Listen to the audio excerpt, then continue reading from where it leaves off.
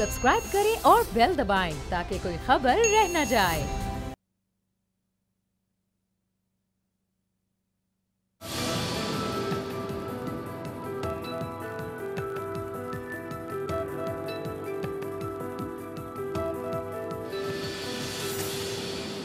अस्सलाम वालेकुम, आप देख रहे हैं प्रोग्राम तब्दीली। मैं हूं अरबाब जहांगीर। आज 15 अक्टूबर हो चुकी है और मौलाना फजल रहमान के आज़ादी मार्च में अब सिर्फ 12 दिन का वक्त बाकी बचा है। 12 रोज़ बाद इस आज़ादी मार्च का आगाज़ होना है।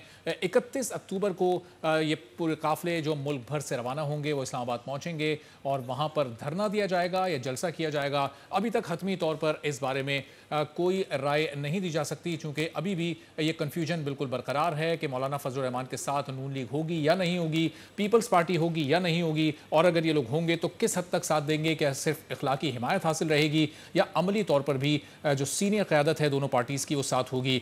नून लीग में इस मामले को लेकर खासी कन्फ्यूजन पाई जा रही है कि शहबाज शरीफ इस मार्च की क़यादत करेंगे या फिर डॉक्टर्स ने उन्हें आराम का मशवरा दिया है तो वो इस मार्च में साथ नहीं होंगे, और एहसन इकबाल का नाम फिर क़यादत के लिए सामने आया था। इस तरह की कन्फ्यूजन बहुत सारी बरकरार हैं। मौलाना आएंगे जो ये दावा कर रहे हैं कि इंसानों का एक समंदर आएगा जो हुकूमत को बहा कर ले जाएगा, तो किस तरह से हुकूमत को बहा कर ले जाएगा, किस तरह से हुकूमत को एक घर भेजने में कामयाब हो सकेंगे और हुकूमत की इस पर हिकमत अमली क्या होगी, इस पर बात करेंगे। जबकि डॉक्टर्स का जो एहतजाज जारी है, प्रोग्राम के दूसरे हिस्से में उस एहतजाज पर भी बात करेंगे। अपने मेहमानों का आपसे तारुफ कराते हैं। यास्मीन राशिद साहबा पाकिस्तान तहरीक इंसाफ की रहनुमा हैं, हमारे साथ मौजूद हैं, जबकि JUI फे से राशिद सोमरो साहब हमारे साथ मौजूद हैं और सीनियर तज्ज़ियाकार ब्रिगेडियर गजनफर साहब भी मौजूद हैं। तो राशिद सोमरो साहब, गुफ्तगू का आगाज़ आपसे कर लेते हैं। आपकी आज इंतज़ामी कमेटी का भी एक इजलास हुआ था, बताइएगा हिकमत अमली क्या है। 27 तारीख को आप लोग अपने अपने शहरों से चलेंगे, 31 को इस्लामाबाद में दाखिल होंगे। इस्लामाबाद पहुंचकर होगा क्या? आज़ादी मार्च होगा या वहां पर बैठ जाएंगे, धरना देंगे? कितने दिन तक बैठे रहेंगे? बिस्मिल्लाहिर्रहमानिर्रहीम। सबसे पहले तो आपका शुक्रिया अदा करता हूँ। जहाँ तक आपने आज के इजलास की बात की तो इजलास में बहुत सारी चीज़ें आज डिस्कस हुई और मरकज़ी मजलिस शूरा का इजलास भी तलब करने का फ़ैसला किया गया है। हमारा ये है कि 27 अक्टूबर को मुल्क भर से दूर दराज के इलाकों से काफ़िले इस्लामाबाद की तरफ रवां दवा होंगे। जिस तरह कराची से, कोयटा से, कल्लात से, गिलगित से वो काफ़िले फिर आहिस्ता आहिस्ता इस्लामाबाद की तरफ बढ़ेंगे और 31 अक्टूबर को इंशाअल्लाहुल अज़ीज़ हम इस्लामाबाद में दाखिल होंगे। क्या हिकमत अमली होगी, क्या मुतालबात होंगे? 4 मुतालबात रहबर कमेटी के इजलास में बाज़ाब्ता तौर पर तय हुए हैं। पहला मुतालबा ये तय हुआ है कि 25 जुलाई 2018 को होने वाले इंतखाबात धांधली ज़दा थे और जाली थे, लिहाजा वज़ीर आज़म फौरी तौर पर मुस्ताफ़ी हो। दूसरा मुतालबा ये तय हुआ है कि मुल्क के अंदर असर नो इलेक्शन कराए जाएँ। तीसरा मुतालबा ये तय हुआ है कि इलेक्शन डे पे इंतखाबी नताइज और पोलिंग से अफवाज पाकिस्तान को बाहर रखा जाए। चौथा मुतालबा ये तय हुआ है कि आईन पाकिस्तान जिन इस्लामी शिकात की बात करता है उन इस्लामी शिकात के तहफ़्फ़ुज़ को यकीनी बनाया जाए। मज़ीद एजेंडे पर काम हो रहा है। 12-13 नुकाती एजेंडे 2-4 दिन के अंदर आपके सामने आएगा, जिसमें कश्मीर काज भी होगा और उसके साथ मुल्क की मईशत भी होगी, डॉक्टरों के, वकीलों के, इंजीनियर्स के। राशिद सोमरो साहब, ये 4 मुतालबात सिर्फ आपकी जमात के हैं, यानी जमीयत उलमा इस्लाम फेक हैं, या नून लीग और पीपल्स पार्टी भी इन तमाम मुतालबात पर आपके साथ? इन 4 नुकात पर रहबर कमेटी ने इत्तफाक कर लिया है। मजीद नुकात पर डिस्कस हो रही है। हम ये चाह रहे हैं कि जो भी हिकमत अमली हो वो जमीयत उलमा इस्लाम के सिर्फ प्लेटफार्म से ना हो, रहबर कमेटी के प्लेटफार्म से हो। तो लिहाजा ये जो देर लग रही है, ये जो आप एक बात आपने अभी की कि ये तय नहीं है कि जी मार्च होगा या धरना होगा, क्या होगा या क्या नहीं होगा। हिकमत अमली सारी बन चुकी हैं, सारे प्लान बन चुके हैं। सिर्फ एक प्लान इस्लामाबाद आने का नहीं है, उसके साथ प्लान ABCD 4 प्लान भी तय हो चुके हैं। लेकिन ये वक्त के साथ जैसे जैसे वक्त करीब होता जाएगा आपके सामने आती जाएंगी। तो ये इन तमाम चीजों पर रहबर कमेटी से मुशावरत जारी है और जो भी आप देखेंगे। राशिद साहब, अब तो सिर्फ 12 रोज रह गए ना, अब सिर्फ 10 से 12 रोज का टाइम बचा है। तो 12 रोज के लिए प्लानिंग करनी है, 12 रोज के लिए सारी आपको लोगों को तैयार करना होगा। वक्त से पहले बताएंगे तो लोग तैयारी करके आएंगे ना। लोग तैयार हैं, लोग इतने तैयार हैं कि हमारे 15 मिलियन मार्च आपके सामने हैं। हर मिलियन मार्च में 10-10 लाख से जायद लोग थे। हमने दावा किया है कि कम से कम इस्लामाबाद के अंदर 15 लाख लोग पहुंचेंगे। उससे ज़्यादा हमारी एक्सपेक्टेशन जो है वो 30 लाख से अबो है। लोग तैयार हैं। अभी इतनी बड़ी खबर आपके लिए है, इसी पर आप इत्तफाक कर लेंगे तो ज़्यादा बेहतर होगा कि हम इस्लामाबाद आ रहे हैं और यकीनी आ रहे हैं और 27 को निकल रहे हैं और 31 को दाखिल हो रहे हैं। बाकी एजेंडे की कुछ पॉइंटें मैंने आपके सामने डिस्कस कर ली हैं, बाकी पॉइंटें एक दो दिन में आपके सामने आ जाएंगी, तो ये रहबर कमेटी के प्लेटफॉर्म से तमाम चीज़ें वाज़ेह हो जाएंगी। सही। चलें, ये जो 10 से 15 लाख आप लोग लाने का दावा कर रहे हैं तो इस पर तो खर्चा भी बड़ा आएगा, कैसे आपने फंड जमा किए हैं, इस पर मैं आपसे वापस आके सवाल भी करता हूं। यास्मीन राशिद साहिबा को भी गुफ्तगू में शामिल करते हैं। यास्मीन साहिबा, ये 10-12 लाख लोग आ रहे हैं हुकूमत को गिराने के लिए। 27 से इसका आगाज़ होगा, 31 को इस्लामाबाद पहुँच जाएंगे, तो हुकूमत का रिएक्शन इस पर क्या होगा? खैबर पख्तूनख्वा के वज़ीर आला पहले ये कह चुके हैं कि वो तो वहाँ से निकलने ही नहीं देंगे, तो एक क्लैश की सिचुएशन बनेगी। पंजाब हुकूमत का भी यही मौक़िफ़ है? देखिए, मैं तो वैसे बिल्कुल परेशान नहीं हूँ, लेकिन आपने एक बड़ा अहम सवाल किया है कि 15 लाख लोग आ रहे हैं, तो माशाल्लाह इनका ख़र्चा कौन उठा रहा है, ये भी कोई बता रहा है किसी तरफ, या आपस में कुछ चंदा वंदा इकट्ठा कर रहे हैं, पता चले ना। और जिस तरह अभी मौलाना साहब ये अभी राशिद ये बताएंगे, राशिद साहब ने इसके अंदर जी जी मैं वही बता रही हूँ कि उन्होंने शुरू हुए कि जी इसमें इंजीनियर भी होंगे, डॉक्टर भी होंगे, तो इसका मतलब आज के लिए जो इधर एहतजाज, इनकी पूरी कोशिश है कि हर किस्म का बंदा जो इस वक्त एहतजाज कर रहा है वो इनके साथ ही शामिल हो जाए, ताकि इनकी वो जो 15 लाख का क्लेम है वो किस तरह पूरा हो जाए। देखिए, मकसद ये है, एहतजाज तो इनका हक है, कोई मना नहीं कर रहा है इनको एहतजाज से।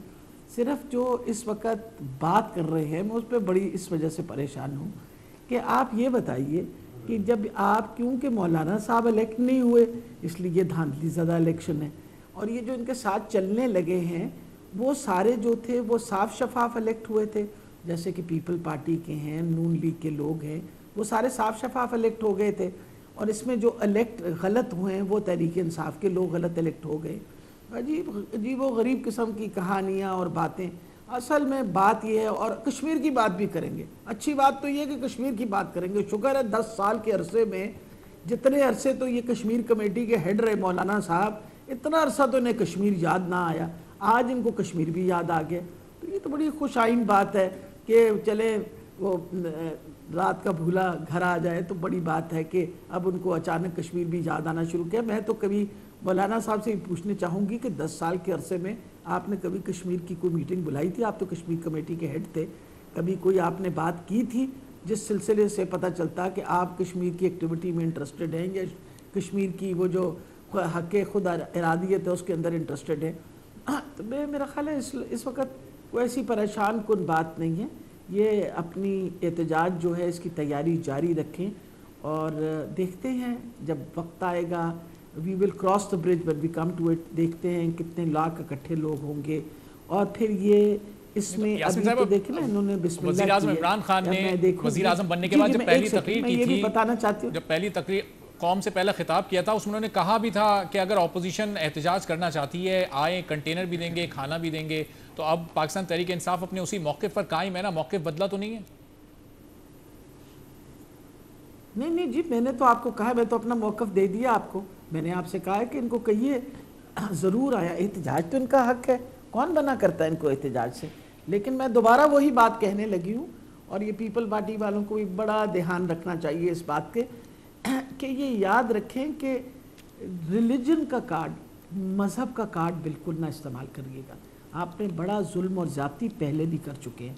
इनको PNA के, आपको शायद, आप तो उस वक़्त बहुत छोटे होंगे, मैंने वो PNA का एहतजाज देखा था, जिस तरह इन्होंने हमारे घर के ऊपर, किसी और के ऊपर क्या, हमारे घर पे ही हमला करके औरतों को आके हरासा किया था।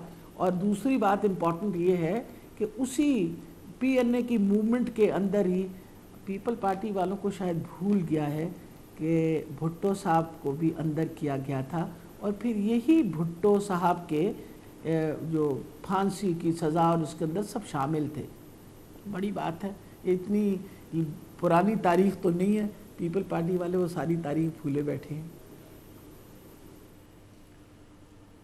सही। चलें यास्मीन साहब, आप साथ ही रहेगा ज़रा, आपके पास मैं एक और भी सवाल लेकर आता हूँ, लेकिन उससे पहले अभी आपने जो कश्मीर के मामले पर उस पर गुफ्तगू की थी कि मौलाना साहब भी उस कमेटी के चेयरमैन रहे, कुछ किया नहीं। तो मौलाना साहब आज़म इमरान खान इससे मुतालिक क्या कह चुके हैं, पहले वो दिखाते हैं अपने नाज़रीन को, फिर वापस आके बात करते हैं। पूछना चाह रहा हूं कि कौन सी चीज है जो मैंने नहीं की जो ये कह रहे हैं, क्या मैं हमला कर दूं हिंदुस्तान पे? उसने असेंबली में बयान दिया था तो क्या कहा था, मैं क्या कर सकता हूं, मैं हमला कर दूं। तो कश्मीर कमेटी का चेयरमैन क्या करता, वो हमला कर लेता। तो ये ने जो कहा था उस पर मौलाना साहब ने भी कमेंट किया। तो यास्मीन राशिद साहिबा, वज़ीर आज़म ज़ाहिर है कश्मीर का मुकदमा पूरी दुनिया में लड़ तो रहे हैं, लेकिन जो बातें वो कर चुके हैं, धरने को फैसिलिटेट करने का वो खुद कह चुके हैं, तो अब तहरीक इंसाफ को उनका कहा पूरा तो करना चाहिए या एक और यू टर्न क्या मुंतज़िर रहें? नहीं, मेरा ख्याल है क्यों हम उनको मना कर रहे हैं, किसी ने मना कर दिया उनको। आप देखिए ना, सहूलत देने की बात आप जो कर रहे हैं, कोशिश करेंगे कि हम भी चंदा इकट्ठा करके कुछ दिन इनको खाना खिला दें, कोई ऐसी बात नहीं है। तशरीफ लेके आए। खैबर पख्तूनख्वा के वज़ीर आला महमूद खान साहब ने कहा ना कि हम निकलने नहीं देंगे खैबर पख्तूनख्वा से, किसी को, एक शख्स को भी नहीं निकलने देंगे वहाँ से। जी, मेरा ख्याल है सबसे इम्पॉर्टेंट चीज़ है, देखिए सबसे इम्पॉर्टेंट चीज़ है, आप जो काम करते हैं वो ठीक करें, तो फिर तो कोई भी मना नहीं करने लगा। आपने फ़ौजी वर्दियाँ पहना के और लोगों को जिस तरह से परेड करा के आप क्या कहने की कोशिश कर रहे हैं? Are you by any chance raising up a private army? मैं वैसे पूछ रही हूँ, वो जो परेड दिखा रहे थे आप, वो तो क्या कोई प्राइवेट आर्मी जो है उसको आप सामने लाने की कोशिश कर रहे हैं? 2 मिनट तो सोचें कि कर क्या रहे हैं आप। और फिर जब ये वाज़ेह तौर पे बार बार इस चीज़ को इंस्टिगेट करने की कोशिश कर रहे हैं, we must be very careful about it. ये करने की क्या कोशिश कर रहे हैं? ये मुल्क के अंदर किस किस्म का ये डिस्टर्बेंस क्रिएट करना चाह रहे हैं? मौलाना साहब इतने ज़्यादा डेस्परेट हो गए हैं कि बेचारों को असेंबली से बाहर रखने पर वो अब सोचते हैं कि मेरी सियासत किस तरह ज़िंदा रहेगी। ये ज़िंदा रखने के तरीके हैं उनके। सही, चलें ज़रा ब्रिगेडियर गजनफर साहब को भी गुफ्तगू में शामिल कर लेते हैं। गजनफर साहब, ये जो एक वर्दी दिखाई दे रही है उसमें बहुत सारे लोग समंदर में भी सफ़र कर रहे हैं और ज़मीन पे भी चलते हुए हमें दिखाई दे रहे हैं, हाथों में उनके डंडे भी हैं। ये तमाम मनाजिर देख के आपके एक सियासी जमात होती है, वो एहतजाज करती है, एहतजाज करना उसका हक होता है, लेकिन ये इस तरह के मनाजिर देख के क्या आपके जहन में आ रहा है? मेरे जहन में आरएसएस आ रही है।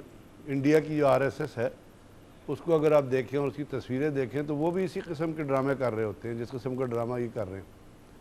और दहशतगर्दी मतलब दुनिया में क्या मैसेज गया है? दुनिया में यही मैसेज गया है जो FATF का इजलास हो रहा है, जहाँ पे हम दहशतगर्दी से निपटने की, और पाकिस्तान ने जो 34 सवालों के और 200 सवालों के जो जवाब तैयार किए और उसकी इंडिकेशंस आ रही हैं। उसके ऊपर बहुत बड़ा जो सवाल था वो रियल इस्टेट सेक्टर के हवाले था, उसका भी जवाब आ रहा है। अब जब आपको याद है पहले FATF का इजलास हो रहा था तो पुलवामा पे अटैक हो गया था और इंडिया ने फ़ौरन एक पीछे उसका झंडा लगा के अपना जैश का और चला दिया था कि जी जैश के लोग इन्वॉल्व में, बाद में पता चला कि वो तो इंडिया के अपने लोग इन्वॉल्व थे।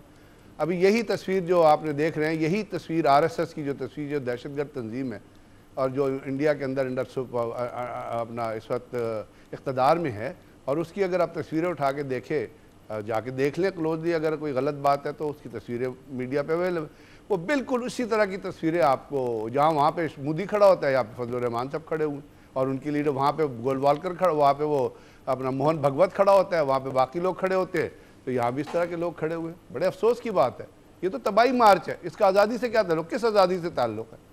कौन सी आज़ादी आप मुझे बताइए। यही ही जब मुझे बड़े दुख से कहना पड़ता है, मौलाना साहब तो ये कह रहे हैं कि बिल्कुल पुरअमन रहेंगे, कोई गिलास नहीं टूटेगा, कोई एक दरख्त या गमला नहीं टूटेगा, किसी चीज को नुकसान नहीं पहुंचाएंगे। मौलाना तो ये श्योरिटी दे रहे हैं, जबकि तहरीक इंसाफ का जब धरना हुआ था उसमें आपको याद होगा पुलिस के हाई ऑफिशियल्स को, उस वक्त के SSP को किस तरह तशद्दुद का निशाना बनाया गया था।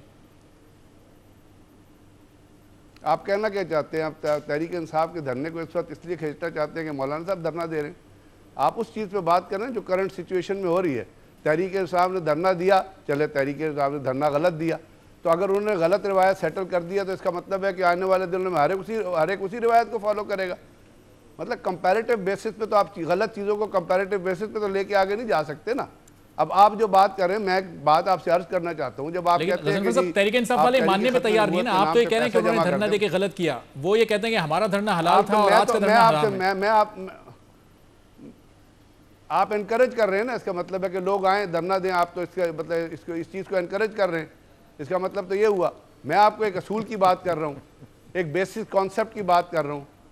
मैं तो कॉन्सेप्ट की बात कर रहा हूँ आपसे। कॉन्सेप्ट क्या है? आप चीज़ों को ग्रेजुअली लेके चले ना। ग्रेजुअली पहला क्या कॉन्सेप्ट था? मतलब यही साहब, ये हजरत जो नॉन इलेक्टेड मेंबर हैं, पहली बात तो उनका राइट ही नहीं है। Is not elected parliamentarian, he is a rejected parliamentarian. वो he is lost his seat in his own constitution. लोगों ने उस पर एतमाद का इजहार नहीं किया। अब आप बाई इन्फ्लुएंस, क्योंकि आपके कुछ मदरसे हैं और आपकी कुछ क्लीक है, तो आप ज़बरदस्ती लाठी के जोर पे अपना इन्फ्लुएंस डालना चाहते हैं।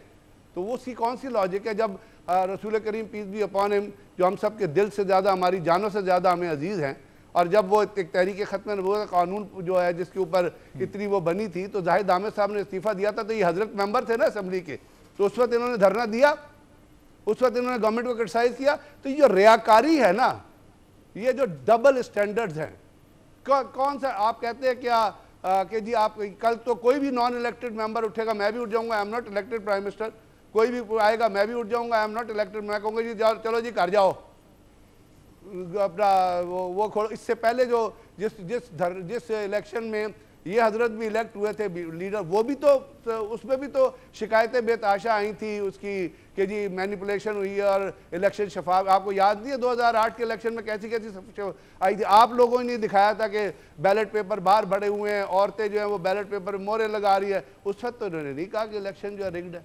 ये तो 5 साल कश्मीर कमेटी के चेयरमैन है, कश्मीर के मुकदमे को तबाह करके रख दिया पूरी दुनिया में। एक कश्मीर कमेटी का इजलास नहीं किया, एक कश्मीर कमेटी का इजलास नहीं किया कि चलो रेजोल्यूशन ही पास कर दो। इस तरह चीज़ें अगर चलेंगी तो फिर ठीक है, जो कुछ वहाँ पे RSS कर रही है, ये धरना आएगा, ये लोग आएंगे अपना यूनिफॉर्म पहन के आएंगे, मार पिटाइयाँ होंगी, पाकिस्तान को क्या फ़ायदा, मुझे क्या फ़ायदा होगा? कॉन्स्टिट्यूशन क्या कहता है? ये कॉन्स्टिट्यूशन की बात करते हैं ना, कॉन्स्टिट्यूशन बुनियादी तौर पे जो कहता है कि will of the people, right of the people. देख सक मेरी बात पूरी सुन लें। कॉन्स्टिट्यूशन कहता है कि वेलफेयर ऑफ द पीपल, और लोगों के कामों में कोई मुदाखलत नहीं होनी चाहिए। कॉन्स्टिट्यूशन कहता है जो भी पार्टी ये करेगी वो कॉन्स्टिट्यूशन को डिफाई कर रही है, वो कॉन्स्टिट्यूशन को डिनाई कर रही है, वो अपने जाती फायदे के लिए काम कर रही है। और मौलाना साहब 100% अपने जाती फायदे के लिए इस चीज को लेकर चले, उनका कोई ताल्लुक नहीं है किसी किस्म की कोहियन से या किसी किस्म की, और मेरी नजर में। बाकी आप जिस तरह इसको परसीव करना चाहते हैं करें।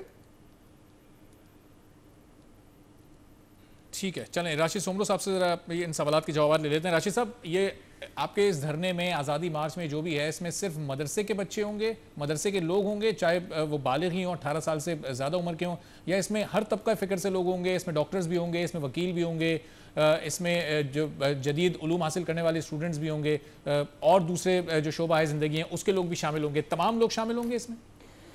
मैंने बड़े तफसील से सुना है, यास्मीन राशिदा साहिबा को भी और ब्रिगेडियर गजनफर साहब को भी। यास्मीन राशिदा साहिबा PTI की इस वक्त बहुत बड़ी ज़िम्मेदार हैं, उनका लबो लहजा भी आपने सुना, और ब्रिगेडियर साहब तज्ज़िये निगार हैं, उनका लबो लहजा भी आपने सुना। वो तज्ज़िये निगार कम, PTI के वर्कर ज़्यादा लग रहे थे। काश के उनके इमरान खान के धरने के दिन वाले किए जाने वाले तज्ज़िये भी कौम को आप दिखा देते, तो अभी फ़ैसला हो जाता कि कौल और फ़ेल में तज़ाद हमारे यहाँ है या उनके यहाँ है। मैं ज़रा बड़े सब्र और तहम्मुल से सुनता रहा हूँ, तो मैं उम्मीद करता हूँ कि मुझे सुनेंगे और अपने वक्त पर वो ज़रूर मेरी बात का रिस्पॉन्ड करेंगे। जहाँ तक आपने बात की कि ख़र्चा क्या होगा, ख़र्चा कहाँ से आएगा, ये पॉइंट यास्मीन राशिदा साहिबा ने भी उठाई। देखें, हमारे ऊपर कोई फॉरेन फंडिंग केस नहीं है, हमने कोई फॉरेन से पैसे नहीं लिए। पाकिस्तान का कोई ताजिर ये नहीं कह सकता कि JUI ने आज़ादी मार्च के लिए हमसे चंदा मांगा है। हमने जमीयत उलमा इस्लाम के बुनियादी कारकुनों से 100 रुपये मांगे हैं। 31 लाख लोगों ने जमीयत उलमा इस्लाम का फार्म भरा है। 31 लाख बुनियादी वर्कर 100 रुपये भी देंगे तो आप मल्टीप्लाई कर लें कि कितने पैसे हो जाएंगे, वो हमारे धरने के लिए काफ़ी होंगे।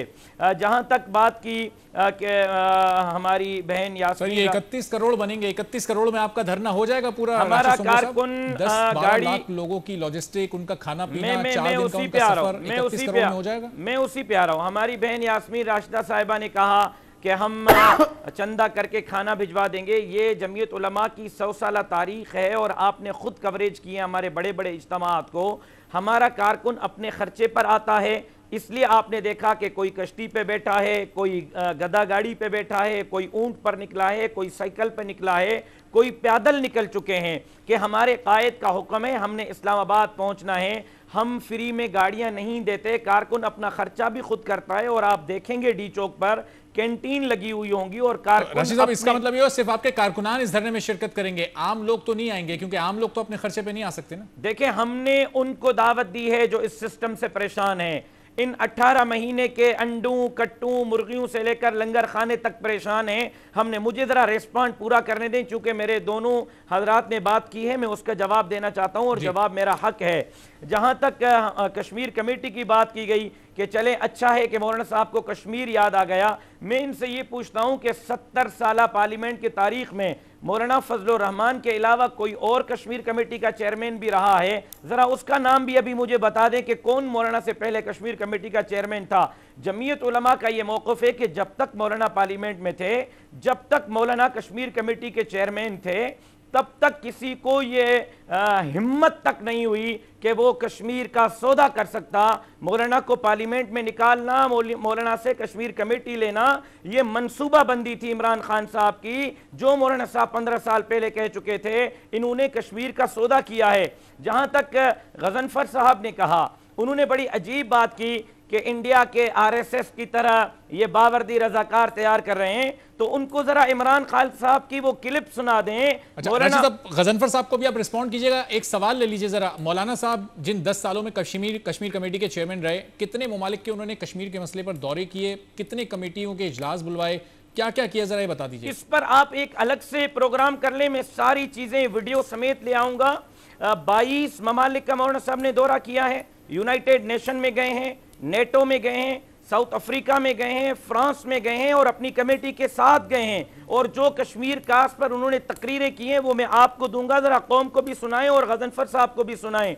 जहां तक बात की गई कि जी मोदी के आरएसएस की तरह जमीयत उलमा रजाकार तैयार कर रही है, तो जरा काइंडली एक क्लिप चला दें। मौलाना फजलुर रहमान ने मोदी के कामयाबी की दुआ नहीं की थी। मौलाना ने यह नहीं कहा था कि मोदी कामयाब होगा तो पाकिस्तान के मसाइल हल होंगे। मौलाना ने तो यह कहा था मोदी के इलेक्शन के कैंपेन के दौरान कि जो मोदी का यार है वो पाकिस्तान का गद्दार है। हम मोदी को पाकिस्तान का दुश्मन कह रहे थे, आप दुआएं करके मोदी की कामयाबी की दुआएं कर रहे थे और हमें कहते हैं। और इनको कहें, आपने कहा दस्तूर पाकिस्तान, तो जरा जमीयत उलमा इस्लाम के दस्तूर का मुताला कर लें, वो इलेक्शन कमीशन से पास शुदा है और जमीयत उलमा इस्लाम के दस्तूर को इलेक्शन कमीशन ने पास किया है। उसमें अंसारुल इस्लाम के बावर्दी रजाकार जमीयत के जो है वो सिक्योरिटी के लिए होंगे और जमीयत उलमा इस्लाम, हमने जनाजे उठाए, मैंने अपने शहीद वालिद का जनाजा उठाया, अभी चमन में मौलाना हनीफ का जनाजा उठाया, 3 मरतबा मौलाना फजलुर रहमान पर खुदकुश धमाका हुआ, अकरम खान दुरानी पर धमाका हुआ, अब्दुल गफूर हैदरी साहब पर धमाका हुआ।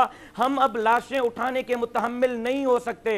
ये बावर्दी रजाकार इमरान खान की तरह किसी को गले से घसीटते हुए मोबाइल से नहीं खींचेंगे, एसएसपी का सर नहीं फोड़ेंगे। मैं ऑन एयर कह रहा हूं कि इमरान खान साहब के धरने की तरफ पार्लियामेंट और पीटीवी पर हमला नहीं होगा, डी चौक पर लगे किसी दरख्त का पत्ता भी नहीं टूटेगा। और आखिरी बात, इन्होंने कहा ये रिजेक्टेड लोग हैं। आपने तो हमारा रास्ता रोका, आपने तो धांधली की, आपने तो गटरों से, डेस्कों से और जो है वो गंदगी के ढेरों से हमारी वोट की पर्चियां दी। उसके बावजूद कौमी असम्बली में 18 मेंबरान, सेनेट में मेंबरान, चारों सूबाई असम्बली में जमीयत उलमा इस्लाम के मेंबरान, यहां तक कि खैबर पख्तूनख्वा, बलोचिस्तान और गिलगित बल्तिस्तान के असम्बलियों के लीडर ऑफ द अपोजिशन आज भी जमीयत उलमा इस्लाम के हैं। तो ये बताएं कि 3 असम्बलियों के लीडर ऑफ द अपोजिशन हो, कौमी असम्बली में हो, सेनेट में हो, चारों असम्बलियों में नशिस्त रखते हो, आप उनको कैसे? हम तो ये कह रहे हैं कि आप धांधली न करते तो आप ना होते, हम होते।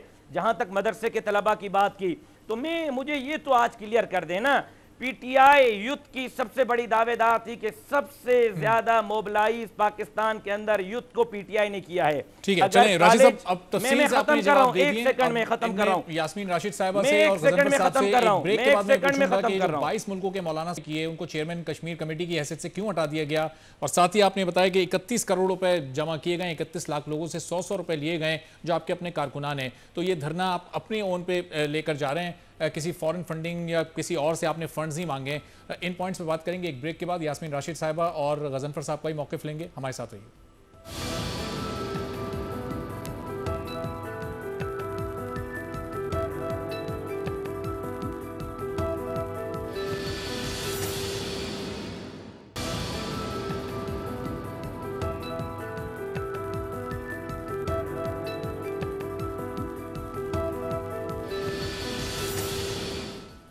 प्रोग्राम में एक बार फिर आपको खुशामदीद कहेंगे और ब्रेक से पहले राशिद सुमरो साहब ने आज़ादी मार्च से मुतालिक धरने से मुतालिक बताया था कि उसके इंतजामात के लिए 31 लाख लोगों से चंदा लिया गया और ये रकम ज़ाहिर है कि करोड़ों में बनती है। और साथ ही उन्होंने बताया कि जब मौलाना फजल रहमान कश्मीर कमेटी के चेयरमैन थे तो उन्होंने 22 मुख्तलिफ ममालिक के दौरे किए। तो यास्मीन राशिद साहिबा, 22 ममालिक के मौलाना साहब ने दौरे किए, हर मुल्क में जाके कश्मीर से मुतालिक बातचीत की और इस धरने के एक्सपेंसेस से मुतालिक भी राशिद साहब ने बिल्कुल सिचुएशन को क्लियर कर दिया कि 31 लाख लोगों से चंदा लिया गया है, अपनी ही जमात के लोगों पर इन्हिसार किया जा रहा है, कहीं बाहर से कोई फंडिंग वगैरह नहीं मंगवाई गई, किसी से कोई पैसे नहीं मांगे गए। तो 31 करोड़ रुपए में धरना होगा, कैसे आप रिस्पॉन्ड करेंगे? देखिए जी, जहाँ तक अपना मौलाना फजल रहमान साहब की सैरों का और दौरों का जिक्र फरमाया उन्होंने, तो सैर करने का तो उनको वैसे ही बड़ा शौक़ है। उस सैर से तो किसी को ने इनकारी नहीं की। अगर उन्होंने बतौर कश्मीर के चेयरमैन सैर सपाटा करके 22 मुल्क के आए हैं, वो आपको भी पता है और मुझे भी पता है। अगर उन्होंने इतनी मेहनत की थी कश्मीर के ऊपर और कश्मीर के बारे में इतना शोर मचाया था और 22 ममालिक में जाके कश्मीर के इशू को रेज़ किया था, तो आप और मैं शायद इसी मुल्क के बाशिंदे, हमने तो कोई बात नहीं सुनी। अगर आपने सुनी हो तो मुझे ज़रूर बताइएगा, क्योंकि मैंने तो कम से कम सुनी नहीं। सैर सपाटे के बारे में तो शौकीनी की बात है ना। अगर वो जाना चाहते मुल्कों को जाके अपना बतौर कश्मीर के चेयरमैन जाके वहाँ leading delegation, is most welcome. मकसद ये है कि अगर इतने मुल्कों में इन्होंने ये बात कही थी तो आज से पहले कश्मीर के बारे में बात क्यों नहीं उठी? Why was it not raised at the same platform जिस तरह रेज किया गया? वो कह रहे हैं जी अक़वाम मुत्तहिदा में भी बात की। आपको और मुझे भी पता है कि अक़वाम मुत्तहिदा में मेरा ख़्याल है इस मरतबा जिस तरह इमरान खान साहब ने पहली दफ़ा कश्मीर के इशू को इतने वाज़े तौर पर जिस तरह का बयानिया दिया है, शायद पहले कभी किसी लीडर ने इस तरह नहीं दिया। और ये बात करनी इसलिए बहुत ज़रूरी है कि देखें, कश्मीर के लोग जो हैं वो आपकी तरफ देख रहे थे। वो हमेशा से उम्मीद लगा बैठते थे कि पाकिस्तान उनका उनका कॉज कभी नहीं भूलेगा। वो जो आज़ादी की जंग लड़ रहे हैं, हम हमेशा उनकी साथ देंगे। और अफसोस से ये कहना पड़ता है कि पिछले 10 साल के अरसे के अंदर बिल्कुल कभी उन्होंने कोई बात नहीं की। अब आ गया जी, जो मूदे के यार हैं वो गद्दार हैं। मोदी माशाल्लाह किसी और की शादी पे नहीं पाकिस्तान आए, वो जो आपके साथ धरने में शामिल होने जा रहे हैं उन्हीं की नवासी की शादी पे तशरीफ़ लाए थे, मेहंदी पे तशरीफ़ लाए थे, उनकी पर्सनल इनविटेशन पे। यानी अगर किसी की यारी की बात करनी है तो वो तो फिर आपके अपने घर में यार बैठे हुए हैं, जिनको आप इस वक्त कह रहे हैं, मद्दू कर रहे हैं कि हमारे साथ शामिल हो। वो कोई ढकी छुपी बात तो है नहीं। टीवी ने भी दिखाया कितने लोग आए एयरपोर्ट पे, कितने वो बग़ैर वीज़े के किस तरह वो तशरीफ़ फरमा हुए।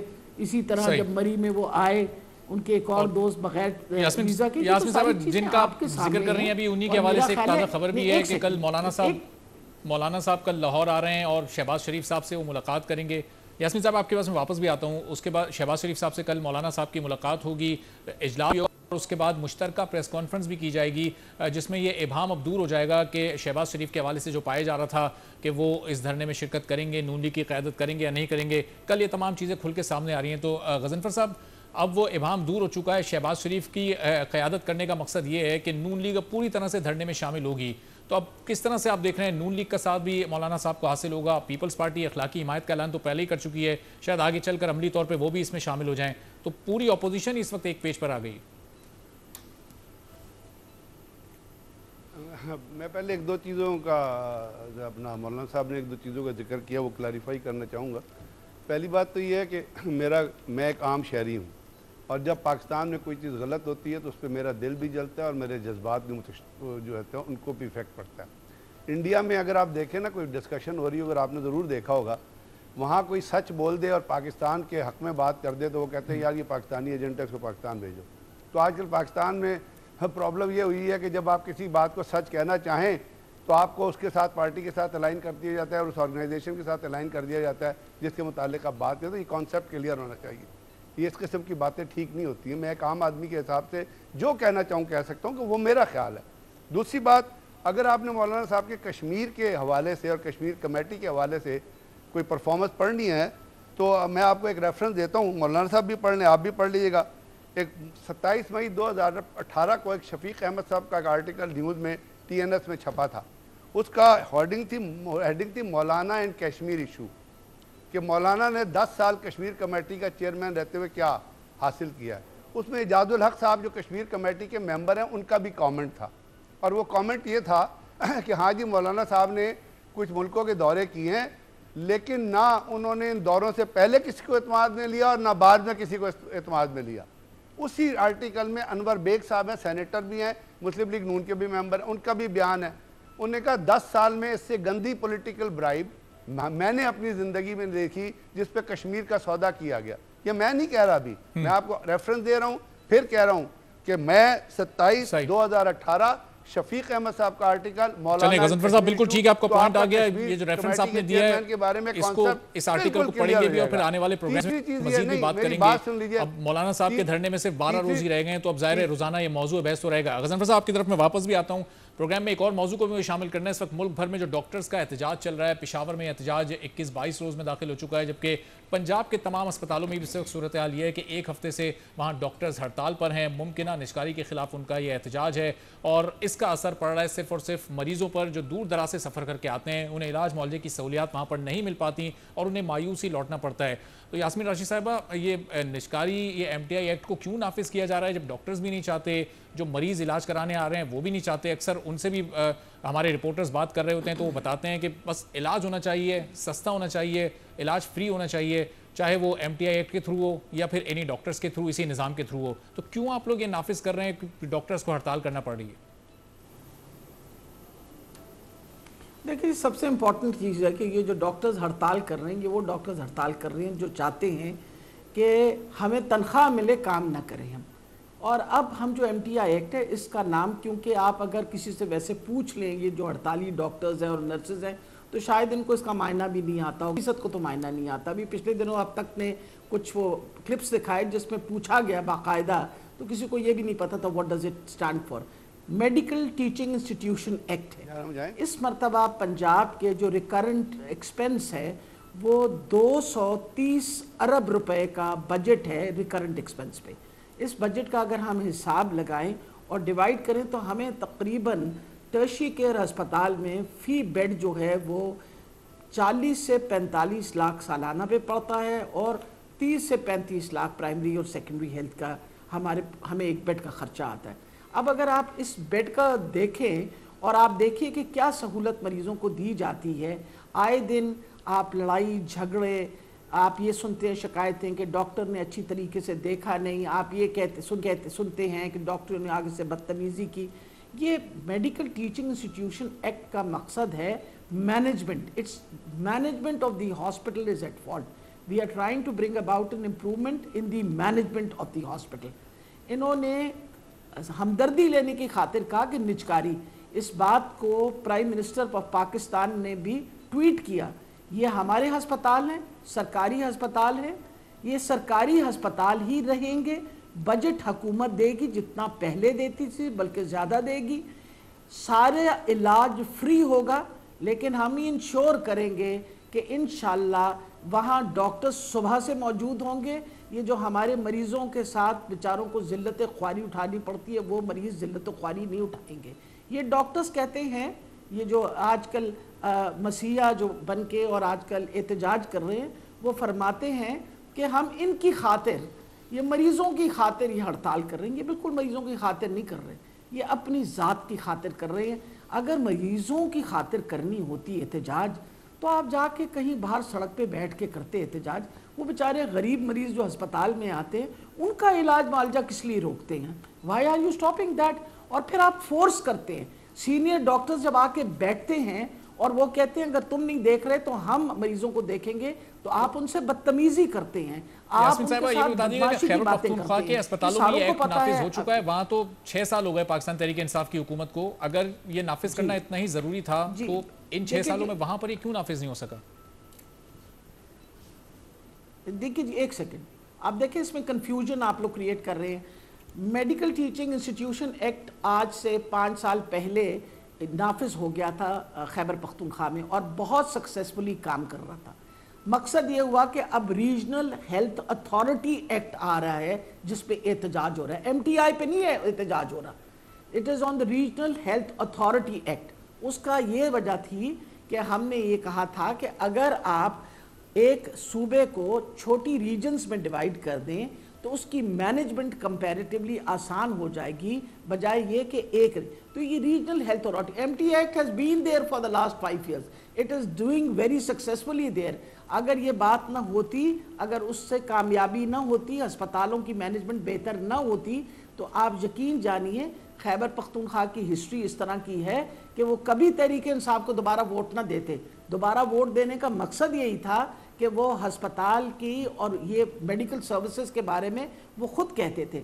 अब आ गया कि जी आपको पता है कि वो क्यों एहतजाज कर रहे हैं? वो एहतजाज इसलिए कर रहे हैं खैबर पख्तूनख्वा में कि अगर एक बच्चा हंगू का है या एक बच्चा टांग का, एक बच्चा वहाँ का कोहाट का है, तो उसकी डोमिसाइल अगर वहाँ की बन रही है तो हम कहते हैं कि आप वहाँ तो लोगों की खिदमत करें। वो सब कहते हैं नहीं हमने पेशावरी खिदमत करनी और कहीं नहीं खिदमत करेंगे। आप इन चीज़ों को देखें, आप ट्राई टू अंडरस्टैंड कि गवर्नमेंट की क्या कोशिश है। ये अगर एक्ट्स हम लेके आ रहे हैं तो सिर्फ इसलिए लाने की कोशिश कर रहे हैं कि मरीजों के लिए। ठीक है, चलें डॉक्टर साहब, आपकी तरफ वापस भी आता हूँ। रीजनल हेल्थ अथॉरिटी एक्ट, अब खैबर पख्तूनख्वा में क्यों जरूरत पड़ी इस एक्ट को नाफिज करने की, मैं आपसे वापस आके पूछता हूँ। ब्रिगेडियर साहब और राशिद साहब का मैं इस पर टेक ले लूँ। ब्रिगेडियर साहब, पहले आपकी तरफ आता हूँ। अस्पतालों की सूरत हाल जिस तरह पहली हुकूमत में थी, मरीज इसी तरह से जलीलो ख्वार होते थे हॉस्पिटल्स में, वही सूरत हाल ब्रिगेडियर साहब अगर आप देखें कमोबेश अभी भी है। आपको कोई तब्दीली हॉस्पिटल्स के निज़ाम में, सेहत के शोबे में दिखाई दे रही है इस हुकूमत के आने के बाद? उस हुकूमत के ज़माने में भी आपको पता है कि बहुत सारी चीज़ें तब्दील हो गई थी। बल्कि अगर मैं तो पंजाब के हवाले से कह सकता हूँ, KPK का तो मुझे इतना तजुर्बा नहीं था। पंजाब में तो ये हुआ था कि जितना जनरल हॉस्पिटल में सबसे बड़ा न्यूरो सर्जरी का वार्ड है, और वहाँ पे हम जो मेरा ज़ाती तौर पे जाना हुआ, 1-2 दफ़ा किसी एक दोस्त का ऑपरेशन हुआ था, तो वहाँ पे जो न्यूरो सर्जरी के जिनके ऑपरेशन हुआ था दिमाग का, वो मरीज़ जो थे ज़मीन पे लेटे हुए थे। तो मेरे उस वक्त के डॉक्टर से जब बात हुई, ये ज़ाती तजर्बे कर, उन्होंने कहा जी हमें तो 5 साल से फ़ंड नहीं मिल रहे, तो हम किधर से चलाएँगे, क्योंकि जितने फ़ंड्स थे कम से कम पंजाब के अंदर वो सारे डाइवर्ट कर दिए गए थे मेट्रो पे और ऑरेंज ट्रेन पे। और अभी भी मैं ये देखता हूँ, जैसे क्योंकि मैं इसको परफॉर्मेंस को इस वक्त डॉक्टर साहब बैठी हैं सामने, डेंगू के हिसाब से जो कुछ हुआ है पंजाब के अंदर, दैट इज़ वेरी ट्रेजिक। वो बड़े अफसोस की बात है, वो नहीं होना चाहिए था। और क्योंकि आपके पास ऐसी एंटिसिपेशन मौजूद रहती हैं और आपको उसके ऊपर प्रोसेस करना चाहिए। 4-5 साल डॉक्टर साहब तो माशाल्लाह बड़ी ठीक है, चलें डेंगू पर तो ज़ाहिर है जो सिचुएशन है इस वक्त ब्रिगेडियर साहब वो सिंध में कुछ मुख्तलिफ नहीं है। राशिद साहब, आपका ताल्लुक चूंकि लाड़काना से है, सिंध से है, आपने बिलावल भुट्टो के अगेंस्ट इलेक्शन भी लड़ा, तो जो सिंध में इस वक्त हॉस्पिटल्स की सूरत हाल है, जिस तरह एड्स फैल रहा है खासतौर पर लाड़काना में, जिस तरह डेंगू के केसेस हज़ारों में आ रहे हैं, तो सर एक कोई छोटा मोटा मार्च होना चाहिए था पीपल्स पार्टी के खिलाफ भी कि सिंध में इस वक्त सेहत का क्या हाल हुआ है? देखें, मैं उस पर भी आता हूँ जो आपने सवाल किया है, लेकिन उससे पहले मैं डॉक्टर यास्मीन साहिबा ने जो बात की KPK के हस्पतालों की कि वहाँ एक बहुत बड़ा ज़बरदस्त निज़ाम है, तो पूरे KPK के डॉक्टर्स सरापा एहतजाज हैं, और जिस तरह उन पर शेलिंग की गई, लाठियाँ मारी गईं, ज़ख्मी किए गए, गोलियाँ बरसाई गईं, तो ये उनकी हस्पतालों का अच्छा निज़ाम आपके सामने आ रहा है। हाँ, इतना अच्छा निज़ाम ज़रूर हुआ है कि इमरान खान साहब का एक रिश्तेदार वो वहाँ निगरान KPK के हस्पतालों का मुकर्रर हुआ है, जो अमेरिका में रहते हैं, और वहाँ से जो है लैपटॉप के ज़रिए KPK के हॉस्पिटलों को देखते हैं और महीने में एक चक्कर लगाकर और फिर वापस चले जाते हैं। इससे अच्छा निज़ाम KPK के अंदर और कोई नहीं हुआ। पंजाब की सूरत हाल, डेंगू की सूरत हाल, ये सारी चीज़ें हैं जिस पर हम आज़ादी मार्च कर रहे हैं। ये हमारे आज़ादी मार्च के एजेंडे में शामिल हैं। डॉक्टर्स के मसाइल, वकीलों के मसाइल। सर वो तो ब्रिगेडियर साहब ने बता दिया। सिंध की बात करें ना, सिंध में कौन है जिम्मेदार जो इस वक्त सेहत की बहाली है? मैं उसी पे आ रहा हूँ। अरबाब एक छोटी सी चीज़ कहना चाहूँगा। जी ब्रिगेडियर साहब जल्दी से। जी जी, मैं सिर्फ ये कहना चाहूँगा कि आज से 4 साल पहले जब नून लीग की हुकूमत थी, जब भी डेंगू का जो पहला डेंगू का जो इफेक्ट था वो यही था जो आज हो रहा है। इसी तरह अस्पतालों में मरीज लेटे हुए थे, तो उस वक्त तो किसी पार्टी ने ना मार्च किया ना कोई आवाज़ बुलंद की। तो आज इतनी रियलाइजेशन क्यों है? मैं सिर्फ एक सवाल करना चाहता हूँ। ठीक है, गजनफर साहब चले, लोग मरे थे। बिल्कुल आपका पॉइंट आ गया, उस सिचुएशन नहीं थी। जी राशिद साहब, सिंध में वाहिद जमात जमीयत उलमा इस्लाम थी जिसने पूरे सूबे सिंध में कराची से घोटकी तक 29 अजला में करप्शन मिटाओ सिंध बचाओ की तहरीक चलाई और हर जिले हेडक्वार्टर में तहरीक चलाई, जिसमें ये तमाम इश्यूज शामिल थे। सिर्फ यहाँ सेहत की जो बदहाली है, जो एड्स फैल रहा है लाड़काना में, इसका जिम्मेदार कौन है? जो डेंगू के केसेस यहाँ पर बड़ी तादाद में सामने आ रहे हैं। मैं बता रहा हूँ, इन्हीं चीजों पे मैं बता रहा हूँ। हमने अमली तौर पर इसकी जिम्मेदारी पाकिस्तान तहरीक इंसाफ पे, पीपल्स पार्टी पे, पीपल्स पार्टी के खिलाफ हमने वहां करप्शन मिटाओ सिंध बचाओ के प्रोग्राम किए और सिर्फ खिलाफ मुजाहिरे नहीं किए। खुद लाड़काना से मैंने बिलावल भुट्टो साहब का मुकाबला किया और उनके खिलाफ इलेक्शन लड़के 55 से ज़ायद हज़ार वोट लिए। ये हमारी चीज़ आपके सामने है, कौम के सामने है। जहां तक इन्होंने बात की कि जी नून लीग के ज़माने में उस पर बेहतर रेस्पॉन्ड नून लीग वाले कर सकेंगे, लेकिन नून लीग वाले ने तब्दीली के नारे नहीं लगाए थे। तब्दीली के नारे पीटीआई ने लगाए थे और तब्दीली यह है कि डेंगू से लेकर डॉक्टर्स मर रहे हैं। चलें, तब्दीली के नारे इन्होंने लगाए थे, बिल्कुल इन्हीं से आखिरी टेक भी ले लेते हैं। राशिद साहब टाइम बिल्कुल खत्म हो गया। यास्मीन राशिद साहिबा से एक आखिरी 30 मिनट का कमेंट चाहिए। यास्मीन साहिबा, एमटीआई एक्ट का निफाज जब केपी में हो गया था और कामयाबी से चल भी रहा था, तो फिर ये रीजनल हेल्थ अथॉरिटी एक्ट क्यों वहां पर नाफिज किया गया? क्या एमटीआई एक्ट कामयाबी की जमानत नहीं था? देखिए जी, medical teaching institution act is only limited to the teaching hospitals. जो आपके टीचिंग हॉस्पिटल्स हैं उसके अंदर मेडिकल टीचिंग इंस्टीट्यूशन एक्ट आता है। जो आपके पेरिफेरल हॉस्पिटल्स हैं जिसके अंदर डिस्ट्रिक्ट हेडक्वार्टर और तहसील हेडक्वार्टर अस्पताल आते हैं, उनकी भी तो सर्विसेज बेहतर करनी है ना। आखिर जो लोग दही इलाकों में रहते हैं उनको सर्विसेज की नहीं ज़रूरत, तो मैं इम्पॉर्टेंट था कि उसके लिए एक मैनेजमेंट एक्ट लाया गया जिसमें उसको कहा कि आप छोटी रीजन्स में डिवाइड करें और छोटी रीजन्स में डिवाइड करके बेहतर मैनेजमेंट की खातिर करें। एक बात मैं ज़रूर जवाब देना चाहूँगी अपना ब्रिगेडियर साहब का, कि ब्रिगेडियर साहब का कहना बिल्कुल सही है कि डेंगू कि हम शायद उस पर उस तरह काबू पाए ना सके, पर मैं आपको बताना चाह रही हूँ सवाए रावलपिंडी में एक ख़ास टाउन से, पोठवार टाउन और रावल टाउन से टोटल नंबर ऑफ पेशेंट 4,500 हैं। बाकी पूरे पंजाब में 1500 मरीज़ हैं। और मैं ये बताती चली जाऊँगी पिछले कई दिनों से ये 4,500 मरीज जिनको हमने संभाला है, आपने उनके इलाज के बारे में कभी कोई शिकायत ठीक है, या बहुत कभी कोई एहतजाज सुना? वक्त बिल्कुल खत्म हो गया। यास्मीन राशिद साहिबा, बहुत शुक्रिया आपका प्रोग्राम में शिरकत के लिए। राशिद सुंगू साहब, ब्रिगेडियर गजनफर साहब, आप दोनों का भी बहुत शुक्रिया। इस मुल्क भर के चाहे सूबा कोई भी हो, अस्पताल कोई भी हो, डेंगू के केसेस वहाँ पर आ रहे हैं, रोज़ बरोज़ बढ़ भी रहे हैं। और साथ ही साथ मौलाना साहब का जो आज़ादी मार्च और धरना है, इस पर भी अब रोज़ाना की बुनियाद पर ज़ाहिर बात होती रहेगी जब तक कि आज़ादी मार्च शुरू नहीं होता। अपने प्रोग्राम में शिरकत के लिए तीनों मेहमानों का मैं शुक्रिया अदा करता हूँ। आज के प्रोग्राम से इजाज़त दीजिए, अल्लाह हाफ़िज़।